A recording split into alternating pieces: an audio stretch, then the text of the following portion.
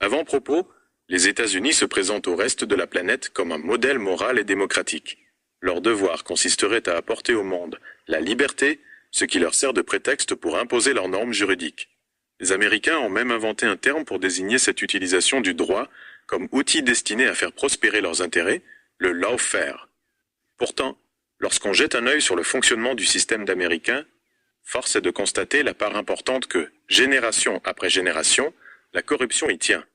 Dès lors que les fonctions électives ne se limitent pas à la représentation politique, mais concernent également l'appareil judiciaire, procureurs, policiers, shérifs, la recherche de financement pour des campagnes à répétition pèse lourdement sur les mœurs politiques.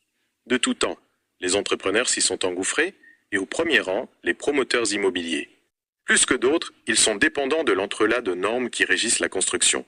Plus que pour d'autres secteurs, un coup de pouce des bureaucraties locales peut changer radicalement la face d'un dossier. Une zone grise où la Cosa Nostra a pu se développer et faire prospérer le trafic d'influence. C'est ainsi qu'un immigré allemand, débarqué à New York en 1885, Friedrich Strumpf, et sa descendance ont accumulé une fortune.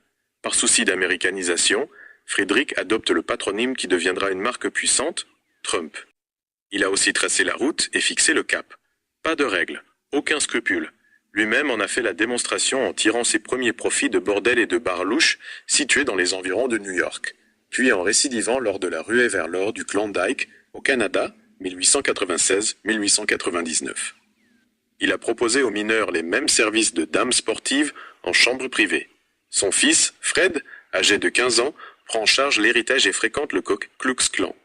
Il trouve sa véritable voie, l'immobilier, durant la Seconde Guerre mondiale, et grâce à l'entremise des structures du Parti démocrate de Brooklyn, il décroche des contrats gouvernementaux pour la construction d'appartements et de casernes près des chantiers navals de la marine en Pennsylvanie et en Virginie. Très vite, les marchés publics n'ont plus de secret pour lui. Il soumissionne quand la Federal Housing Administration, FHA de Washington finance. Peu de temps après son entrée en fonction, en 1953, le président Dwight Eisenhower ordonne une enquête sur la FHA. Le FBI met au jour l'un des plus gros scandales de l'histoire des États-Unis. Les promoteurs, principaux pillards, se sont engraissés en détournant les fonds fédéraux. Au premier rang, Fred Trump a bâti son empire grâce aux subventions du gouvernement fédéral. Les décennies se sont écoulées, les présidents se sont succédés, le schéma global de la corruption n'a pas changé. Il évolue simplement.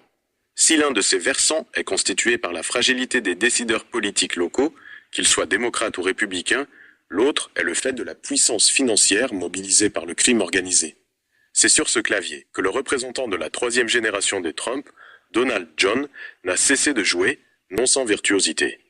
Collaborant avec les démocrates à New York quand il gérait la ville, avant de s'afficher avec les républicains au niveau fédéral, il continue à tisser ses intrigues, même devenu le 45e président des États-Unis.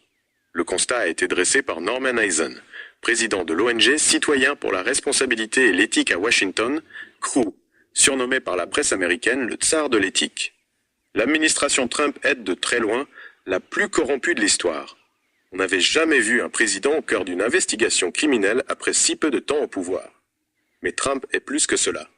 Associé à l'origine avec des partenaires sulfureux, il s'est rapproché dangereusement du cœur d'une organisation secrète à laquelle il faut bien donner son nom, la mafia. Pendant des années, la question n'a pas été posée, tant elle semblait absurde.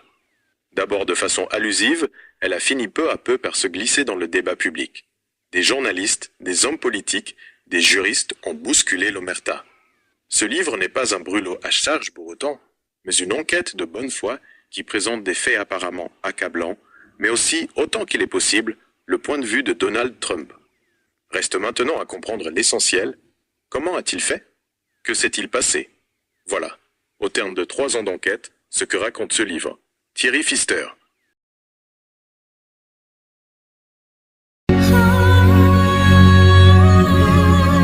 Every star that burns in endless night is just a flicker